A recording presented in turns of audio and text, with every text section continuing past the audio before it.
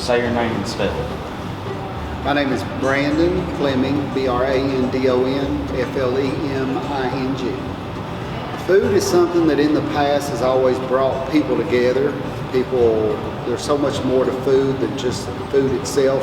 It brings people together around the table. It opens dialect, it opens sharing, it opens many other doors besides just having a meal together. So food is very important here in Appalachia. Say your name and spell it. Keith Baker, Keith Baker.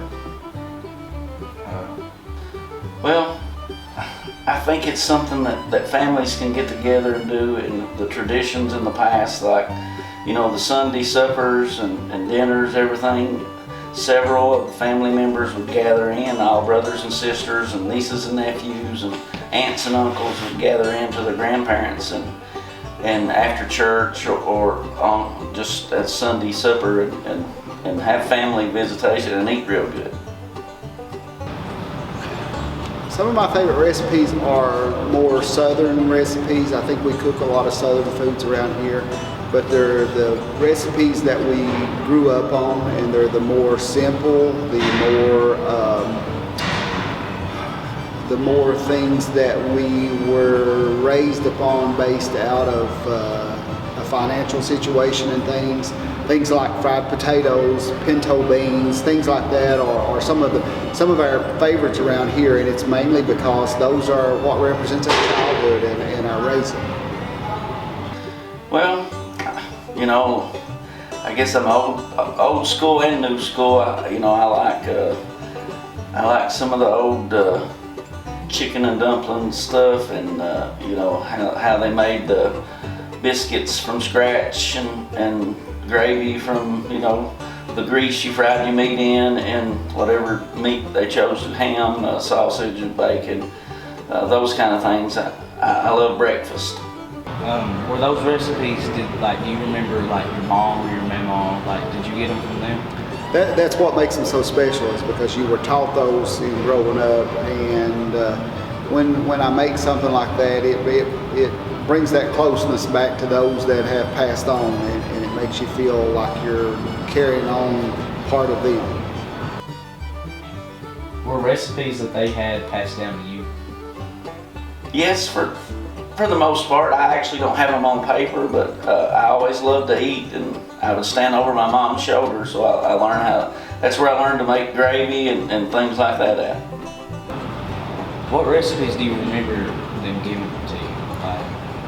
Canning is one of the things that was passed down the most to me. They done it out of necessity. They canned because they had to make it through the winter when fruits and vegetables were not so plentiful. So they learned to home can and process, freeze, and to store fruits and vegetables, and those things are what still stick out in my mind today, is because I can remember canning with my grandparents and just enjoying the day doing that, and that's where my love for canning and preserving came from. What recipes do you remember your grandparents or your parents making, and are they more like Appalachian foods? Well, my mom was always good at cooking soup beans and fried taters and stuff like that. And, she cooked them from scratch out of a bag of beans, and she would boil them and put a piece of salt bacon in there, and to give them extra salt and flavor, and she would cook them all day, and then we would eat on them for 2 or 3 days. That's another thing about Appalachian food and Appalachian people is they always eat their leftovers usually.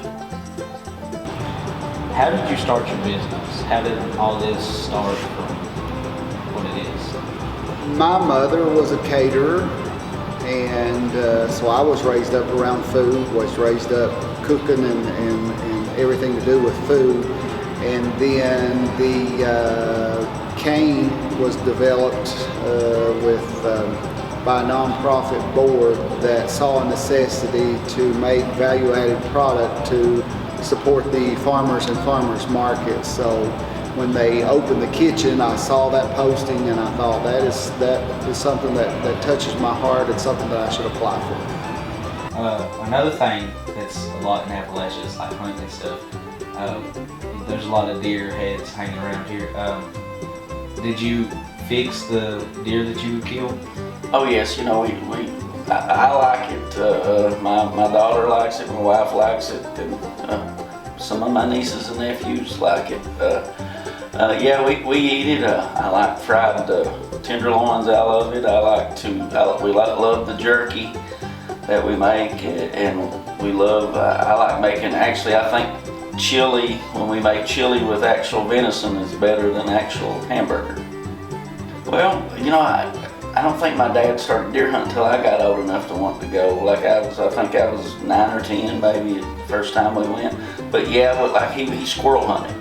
And we would actually eat the squirrels. My mom, we would clean the squirrels. We'd go on a Saturday morning, because then squirrel season usually opens the second Saturday or third Saturday in August, and school had already begun, so we had to wait to Saturday morning, Sunday morning, or a day you got off to go squirrel hunting. Me and my dad always squirrel hunted, but even before I was born. And they would skin the squirrels and fry them and eat them and make squirrel gravy on them. How do you decide your recipes? Do you make them based on like the area?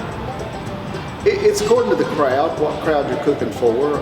If younger generations seem to like something that's a little different than the older generations, so it's according to the who you're feeding for the day and who you're targeting to feed is what determines what I would decide to cook for the day. Some of the recipes I enjoy making, and then some of them are difficult to make. But either way, it's the end results, and when you see someone talking and putting a smile on someone's face, then it makes it all worthwhile. So there's joy in all of it. Say your name and spell it. Julie Amburgey, Julie Amburgey. Why is food such a big part of Appalachian culture? I think one reason why food is such a huge part of the Appalachian culture is because it brought families together for whether it been celebration, holidays, after church on Sunday, families gathering together. It was time for everyone that they could be part of each other's lives, and families could be together and socialize and see what's going on with each other, and just not only that, but family suppers was important. And at the people would work all day long, whether it be in the coal mines or out in their gardens, out with their livestock or whatever their job was, but at the end of the day there was always a big meal fixed, and the family of children and all would come together and have supper with each other.